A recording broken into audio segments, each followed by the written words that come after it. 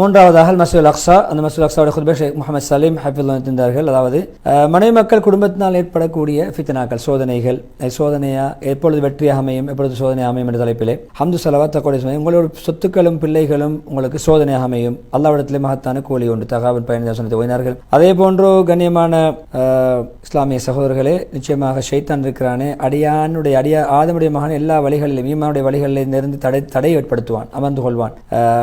நீ என்ன உன்னுடைய தீனை, உன்னுடைய பெற்றோருடைய மார்க்கத்தை விட்டுவிட்டு புதிய மார்க்கத்தை ஈமான் கொள்கிறான் என்றெல்லாம் கேட்பான். எனவே அவனுக்கு மாறு செய்தால் அவனுக்கு மாறு செய்துவிட்டு அவனுடைய மூமின் ஈமான் கொள்ள வேண்டும். நசாயி அஹ்மத் ரஹிமஹுல்லாஹ் ரிவாயத். அதே போன்று ஈமான்தாரிகளே, உங்களுடைய மனைவி மக்களிலே உங்களுக்கான எதிரிகள் இருக்கிறார்கள், எனவே கவனமாக எச்சரிக்கிறார்கள். தகாபன் 14வது வசனத்தை வைத்தார்கள். எனவே இந்த பிள்ளைகள் மனைவி மக்களுடைய எதிர்ப்பு என்பது என்ன? அது உண்மையிலே அடிப்படையில் எதிரானவர்களா? அது உணபந்துக்கள், உறவுகள் எப்படி எதிராக மாற முடியும்? எனவே பொதுவாக இந்த இப்படியான அவர்கள் எதிரிகள் என்று சொல்லக்கூடிய காரணம் மார்க்கத்தை பின்பற்றுவது, அல்லாஹ்வுக்கு அடிப்படைந்து நடப்பது, அல்லாஹ்வுக்கு வழிபடுவது, அல்லாஹ்வுடைய திருப்தியை நாடுவதை விட்டும் அவர்கள் தடையாக அமைவது, இதுதான் எதிர்ப்பை தவிர அடிப்படையில் எதிரானவர்கள் அல்ல. துனியாவுக்கு அடிப்பணிந்து நடப்பதற்கும் அவர்களுடைய இஷ்டப்படி நாங்கள் வாழ்வதற்கும் வழிவகுப்பது தான் அவர்களுடைய எதிர்ப்பு, ஃபித்னா, குழப்பத்துக்கு காரணம்.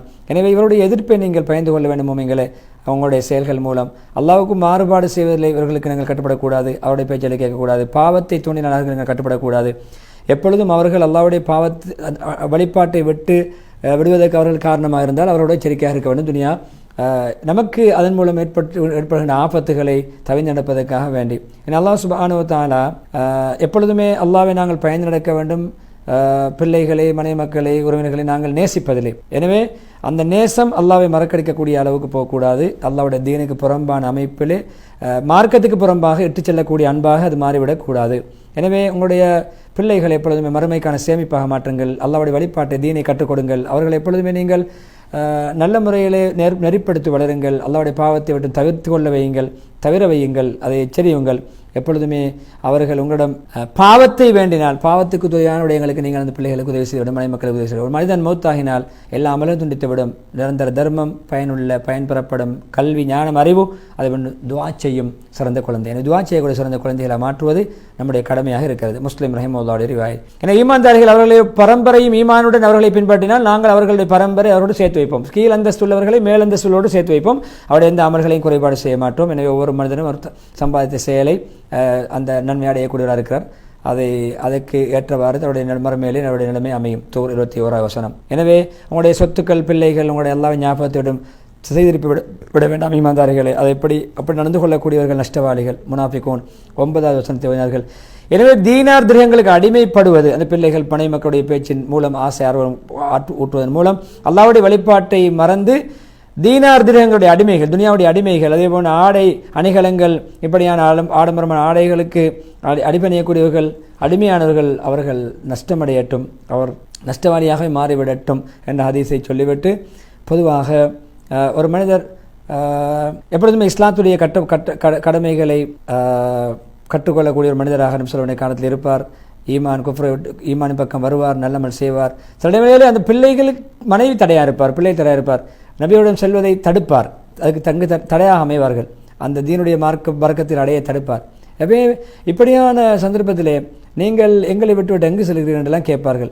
அப்படி அவர் இஸ்லாத்தை ஏற்றுக்கொண்டால் அதுக்கு தடையாக அமைகின்ற பொழுது, அந்த மார்க்கத்துக்கு புறம்பாக அவர் மனைவி மக்களை கட்டுப்படுகின்ற பொழுது இந்த எதிர்ப்பு, பகைவர்கின்ற வெளிப்பாடு வெளியாகும். எனவே எப்பொழுதுமே மன்னிப்பு மனப்பான்மை விட்டுக் கொடுப்பது நான் வாழ வேண்டும். நீங்கள் மன்னித்து மறந்து விட்டுக் கொடுத்து வாழ்ந்தால் நிச்சயமாக அல்லாஹ் உங்களை மன்னிப்பாண்ட ஆயத்தை ஓதி எப்பொழுதும் மனைவி மக்களை தீன்படி வளர்க்க வேண்டும், நல்ல அவரோட தேவை நிறைவேற்றிக் கொடுக்க வேண்டும். ஆனால் பாவங்களுக்கு உதவி செய்யக்கூடாது. ஒரு அடியானுக்கு நாங்கள் கட்டுப்பட முடியாது, படைத்தவனுக்கு மாறு செய்ய முடியவில்லை. படைப்பினத்தை படைத்தவனுக்கு மாறு செய்ய முடியவில்லை, படைப்பினங்களுக்கு வழிபட முடியாது. அஹ்மது ரஹிமஹுல்லாஹ் ரிவாயத். எனவே உங்களுடைய சொத்துவங்கள் பித்னா அல்லாஹ்வுடைய மகத்தான கூலி ஒரு மனித கியாமத் நாளை கொண்டு வரப்படும்.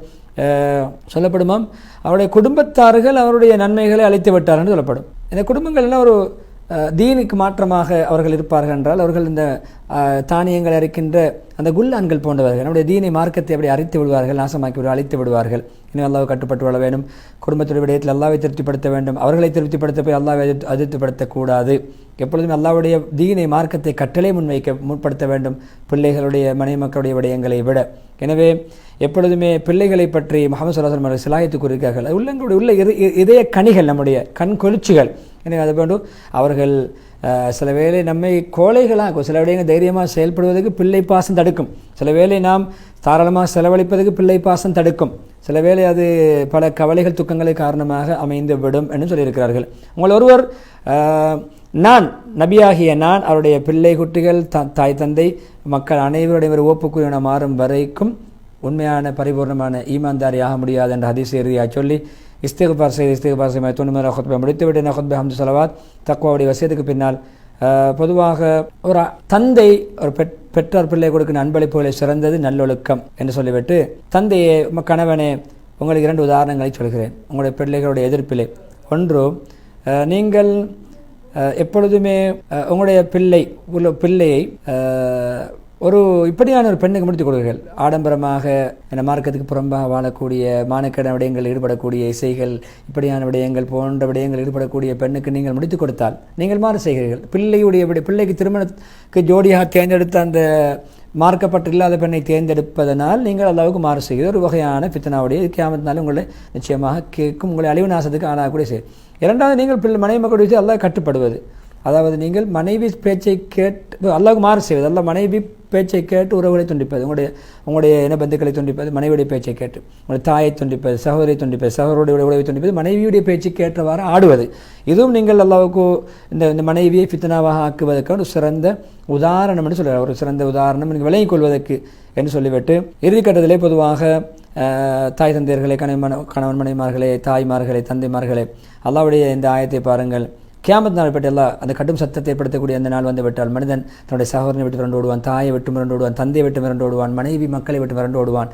ஒவ்வொரு மனிதனும் அந்த நேரத்தில் தனக்கு பயனளிக்கக்கூடிய தன்னை மாத்திரம், தன்னுடைய லாபத்தை மாத்திரம் பார்க்கக்கூடிய ஒரு வேலையில் ஈடுபட்டு கொண்டிருப்பார்கள் எல்லாம் சொல்லுங்கள். இப்போ மறுமையில் இவர்கள் கைவிட்டு விடுவார்கள். அவர்கள் தன்னுடைய சொர்க்கம், தனக்கு சொர்க்கம் கிடைத்தால் போதும், தான் தப்பினால் போதும் என்று விரண்டோடக்கூடிய ஒரு நிலைமையும் ஏற்படும் என்பதையும் மனதில் வைத்துக் கொள்ளுங்கள். ஈமான்தாரிகளையும் உங்களுடைய குடும்பத்தார்களையும் நரக நெருப்பை விட்டு பாதுகாத்துக் கொள்ளுங்கள். அதனுடைய விறகுகள், எரிகொல்லிகள் மக்களும் கற்களும்.